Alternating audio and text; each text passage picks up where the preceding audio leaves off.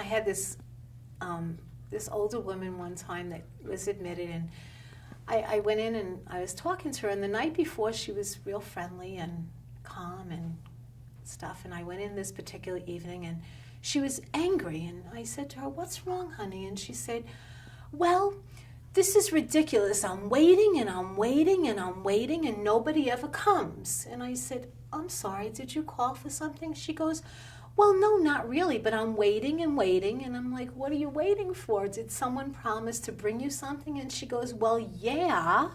And I said, "Well, what was it? I'll go get it for you right now." She goes, "You know."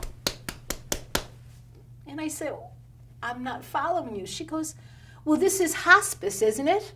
And I said, "Yes, it is, but what do you mean?" And she goes, "Well, when am I getting the big one?"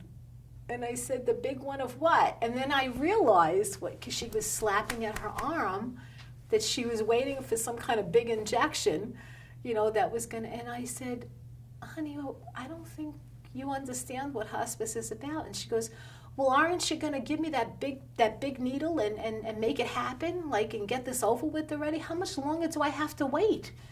And, so then I explained to her that she was like, "You don't? So what am I doing here?"